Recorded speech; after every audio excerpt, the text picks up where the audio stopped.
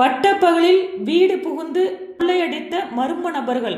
7 மாதங்களுக்கு மேலாகியும் புகாரின் மீது எந்த நடவடிக்கையும் எடுக்காத காவல்துறை. நகைகளை பறிகொடுத்தவர்கள் தமிழக அரசுக்கு புகார் மனு. வணக்கம். இன்றைய செய்திகள். ஈரோடு மாவட்டம் உலகடம் பேரூராட்சிக்குட்பட்ட தாம்பாளையத்தில் உலகநாதன் என்பவரின் வீட்டில் பட்டப்பகலில் 22.5 பவுன் நகையும் 3 லட்சம் ரூபாய் ரொக்க பணத்தையும் மர்ம நபர்கள் அவர்களின் வீட்டில் வைத்துள்ள பொருட்களை வைத்தே திருடிச் சென்றுள்ளனர். ஆனால் 7 மாதங்கள் முடிந்தும் காவல்துறை இதுவரை உலகநாதன் கொடுத்த புகாரின் மீது எந்த நடவடிக்கையும் எடுக்கவில்லை.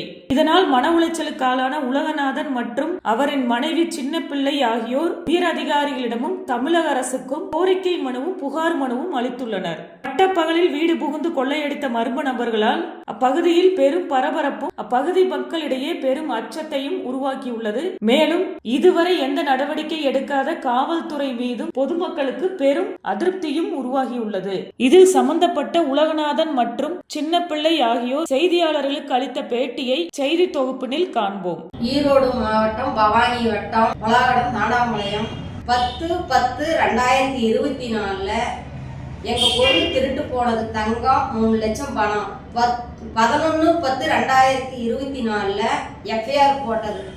6 மாத காலமா காவல்துறை அதிகாரி வந்து எஃப்ஐஆர் போட்டாங்க, பார்த்தாங்க, விசாரிச்சாங்க, எல்லாம் சொன்னாங்க, பிடிச்சாங்க, எல்லாம் ரெடி பண்ணி தரேன். எங்க வீட்டு கட்டியவே எங்க வீட்டு திருப்புலியில எடுத்து எங்க பீரோவையே உடைச்சி கரெக்டா எங்கெங்க சாய் வச்சிருக்கிறோம், வெளியே உள்ள எல்லாம் சாய் வச்சிருக்கிறோம். எங்க வீட்டு கட்டி எங்க திருப்புலியவே எடுத்து எங்க பீரோவையே உடைச்சி அந்த சம்பவம் நடக்குதுன்னு யாரு கேட்டாலும் அக்கம் பக்கம் தெரியல, வீட்டுல சும்மா தான் குண்டா ஊற்றணும்னு எல்லாரும் சொல்றாங்க. கரெக்டா எல்லாத்துக்கும் காவல்துறை அதிகாரி எல்லா விசாரிக்கிற மாதிரி விசாரணை பண்ணிச்சு. மெக்காது எல்லாத்துக்கும் ஒத்துழைப்பு அவங்களுக்கு தான் கொடுக்குதோன்னு எங்களுக்கு ஒத்துழைப்பு கொடுக்கல. கேட்டா அவங்க எல்லாம் கிடையாது, அளவுக்கு மீறி ஒருத்தர் விசாரிக்க முடியாது, அடிக்க முடியாது, நாங்க எதையும் சொல்ல முடியாது அப்படிங்கிறாங்க. ஆனா எங்களை மட்டும் ஒரு 100 ட்ரிப்புக்கு ஒரு 1000 ட்ரிப்பு கேட்கறாங்க. ஒரு கேள்வி 1000 ட்ரிப் கேட்கறாங்க. எங்கெங்க சீட்டு போடுறீங்க, எங்கெங்க பணம் வச்சிருக்கிறீங்க, எங்கெங்க அருகிட்ட வெட்டி கொடுத்தீங்க, யாராருக்கிட்ட காசு கொடுத்துருக்குறீங்க, யாராரு பேரு, எங்கெங்க நீங்க நகை எடுத்தீங்க, எந்தெந்த பில்லு கொண்டு வாங்க, எங்கெங்க பேக் எடுத்தீங்க, அந்த பேக்கெல்லாம் கொண்டு வாங்க, எல்லா அட்ரஸும் சொல்லியிருக்கிறேன். எந்தெந்த சைனு, எந்தெந்த மோதிரம், எந்தெந்த கொலுசு, எந்தெந்த பேக்கு, எந்த பில்லு மூலத்தும் காட்டணும். அந்த அளவுக்கு நோவடிக்கிறாங்களா ஒழிஞ்ச சீட்டு எங்கெங்க போட்டுக்கிறீங்க, எத்தனை பேர் நம்பரு, யாராருக்கிட்ட பணம் கொடுத்துருக்கிறீங்க, யாராரு பேர் சீட்டு சேர்த்துறீங்க அப்படின்னு கேட்டா ஒரு சீட்ல ஒருத்தர் 10 பேர் இருக்கிறாங்க. அதுமாரி நான் 2 பக்கம் சீட்டு போட்டா 20 பேர் இருக்கிறாங்க. அந்த 20 பேர் நம்பரும் கேட்கறாங்க. இப்படிலாம் காவல்துறை அதிகாரி நோவடிச்சா நாங்க போய் எத்தனை பதிலும் சொல்ல முடியும்? காவல்துறை அதிகாரி பார்த்துக்கிட்டு இருக்கிறதா சொல்றாங்க. நாங்க சந்தேகப்பட்ட நபர்கள் எல்லாத்தையும் சொல்லிட்டோம். இந்த பேர் சந்தேகப்பட்டீங்க அப்படின்னு நாங்க சொல்லிட்டோம். அவங்க வந்து விசாரணை பண்ணுறாங்க. எல்லாத்தையும் விசாரிச்சிட்டோமா, ஒரு அளவுக்கு தான் விசாரிக்க முடியும், நாங்க என்ன பண்ண முடியும், எல்லாம் விசாரிச்சிட்டோம், நாங்க கண்டுபிடிச்சா உங்க பொருளை நாங்க திருப்பி தரோம், நாங்க கண்டுபிடிச்சா போன் பண்றோம் அப்படிங்கிறாங்க. அதான் மீறி கேட்டா அக்கம் பக்கம் இருக்கிறீங்க அடிக்க வந்தா என்ன பண்ணுவீங்கன்னு கேட்கறாங்க. எங்க பிள்ளை பசங்களுக்கு பாதுகாப்பு இல்லை.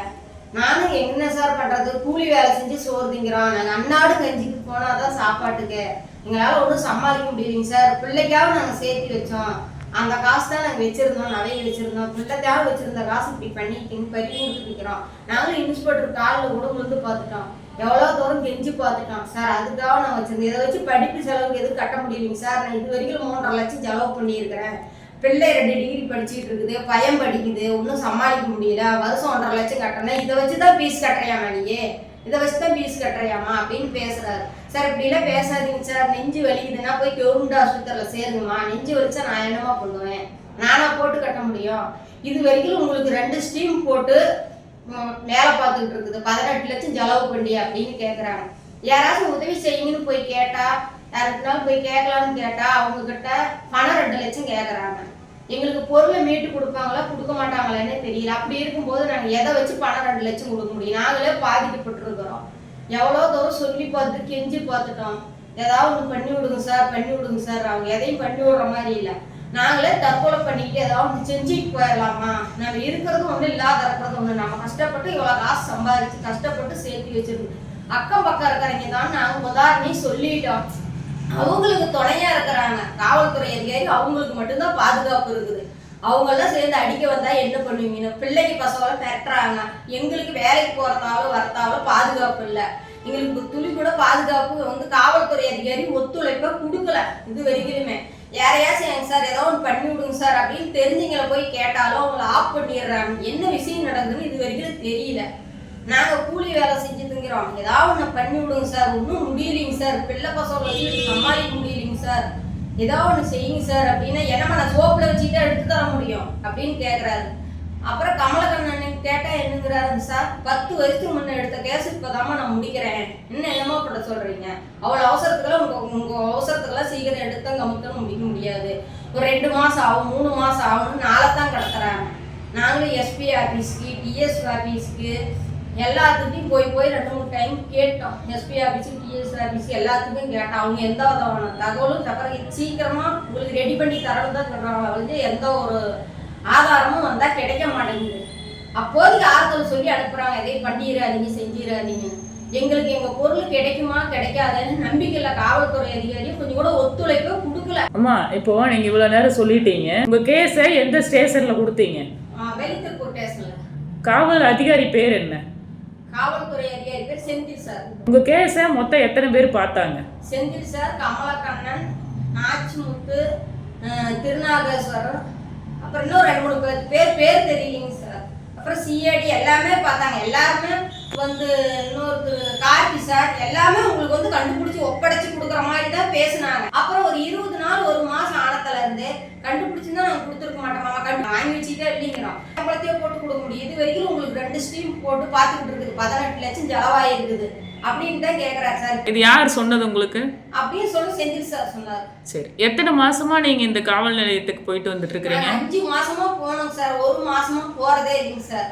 5 மாசம் முழுசும் காவல்துறை அதிகாரி நான் போய் கேட்டே தான் இருந்தேன். உங்களுக்கு ஏதாவது ஒன்று பண்ணி விடுறோமா ஏதாவது ஒன்று பண்ணி விடுறோமான்னு தான் சொன்னாங்க. 5 மாசத்துக்கு பிற்பாடு டிஎஸ் ஆஃபீஸர் பவானியில் போய் கேட்டது ஏதோ ஒன்று பண்ணி விட்டுறோமான்னு எஸ்பியும் செந்தில் சாரும் சொன்னார். ஏதோ ஒன்று பண்ணி விட்டுறோமான்னு ஒவ்வொருத்தராக கூப்பிட்டு விசாரணை பண்ணுங்க அப்படின்னாரு. நாங்கள் போய் ஏதாவது சொன்னோம்னா எங்களையும் மனசு நோவடிச்சு நாங்களே தற்கொலை பண்ணிக்கிட்டு செத்து போயிட வேணும். அந்த அளவுக்கு எங்களை தான் காயப்படுத்துறாங்க. உங்கள் பிள்ளையை கூப்பிட்டு கயிறாக எடுக்கணும், உங்கள் பையனை கூப்பிட்டு கயிறாக எடுக்கணும், உங்கள் அக்கா பசங்களை கூப்பிட்டு எடுக்கணும், மற்ற பசங்களை கூப்பிட்டு எடுக்கணும் இப்படின்னு எங்கள் சொந்த மந்தம் தாய் பிள்ளை மேலே அவங்களோட தசையை தான் தளப்புறாங்க. அப்பாவி அக்கா பசங்களாம் நான் சின்னத்துலேருந்து வளர்த்தேன், அந்த பையன் மேலாம் பழி தூக்கி போடுறாங்க. அது நான் 20 வருஷமா வளர்த்தன பையன் தெரியாதா எப்படின்னு. ஆனால் வந்து நான் தப்பா சொன்னீங்களை வந்து ஒருத்தரை கூட கூப்பிட்டு அவங்க விசாரிக்க மாட்டேங்கிறாங்க. கேட்டால் விசாரிச்சுட்டு அளவுக்கு மீறி விசாரிக்க முடியாது. அவங்கெல்லாம் உங்களை சேர்ந்து அடிக்க வந்தா என்ன பண்ணுவீன்னு கேட்டா எங்க பையனும் அழுகுது பிள்ளையும் அழுகுது. நான் காலையில கூலி வேலை. யாரு கேக்குறாங்க இந்த கேள்விய அப்படின்னு சிஐடி கேக்குறாங்க. பேர்லாம் தெரியாது. நாச்சிமுத்து இந்த பசங்க நாச்சிமுத்து சாரு எஸ்சிஆர் அந்த சிஐடி சார் எல்லாம் வந்தீங்கெல்லாம் எங்க பையன்கிட்ட கேட்டுருக்குறாங்க. சும்மா தேவையில்லாத அங்கேயும் போய் சொல்லாதீங்க, எங்க தான் போய் சொன்னாலும் எங்க போனாலும் இங்க தான் வந்தாகணும் நீங்க அப்படின்னா நாங்க என்ன பண்ண முடியும்? தற்கொலை தான் பண்ணிக்க முடியும். எங்க போனாலும் இங்க தான் வர முடியும்னா 18 லட்சத்தை நாங்க தொலைச்சு போட்டு ஒவ்வொரு ரூபாயா கூலி வேலை செஞ்சு கஞ்சி ஊத்திட்டு போய் சம்பாதிச்சு செஞ்சுட்டு இன்னைக்கு நாங்க எங்க போனாலும் இங்க தான் வருவோம்னா நாங்க எங்க தான் போக முடியும்? எங்க உங்களுக்கு ஏது உங்களுக்கு பணம் காசு அப்படின்னு கேட்டா எங்க அம்மாவே எனக்கு 10 பவுன் போட்டிருக்குது. இது வரைக்கும் எங்க அம்மா கூலி வேலை செஞ்சு சோறு திங்குது. எனக்கு அம்மா 10 பவுன் போட்டிருக்கு. இது வரைக்கும் நான் 12 பவுன் தான் எடுத்தேன். பணம் 4 லட்சம் ரூபாய் சொன்னா 3 லட்சம் தான் அதுல போட்டிருக்குது. 3.5 லட்சம் கூட சொன்னேன். 3.5 லட்சம் கூட போட்டுருக்காங்க சார். 3 லட்சம் தான் போட்டிருக்கிறாங்க. 22.5 பவுன் வெள்ளி கொலுசு, வெள்ளி மோதிரம், வெள்ளி காயின்ஸ் எல்லாமே அதுல வச்சிருந்தேன். நான் எதையுமே அதெல்லாம் சொல்றேன் சில்லற நகையெல்லாம் நான் சொல்லவே இல்லை. அந்த 22.5 பவுன் பணம் தான் 3.5 லட்சம் சொன்னா அவங்க 3 லட்சம் போட்டாங்க. சரிங்க சார் அப்படின்னு விட்டேன். நான் எந்த ஒரு ஒத்துழைப்புமே கொடுக்க மாட்டேங்கிறாங்க. இது சம்பந்தமா வேற எங்கெங்க போய் பாத்தீங்க? யார் அதிகாரி பாத்தீங்க? நாங்க ஏதோ 4-5 பேர்த்த ஏதோ பழக்க வழக்கத்தால போய் கேட்டேன். காவல்துறை அதிகாரி யார பாத்தீங்க? நாங்க ஈரோட்ல என்ன எஸ்பின்னு சொன்னாங்க, அந்த சார் பார்த்தேன். கீழமஞ்சள் டிஎஸ்பின்னு சொன்னாங்க.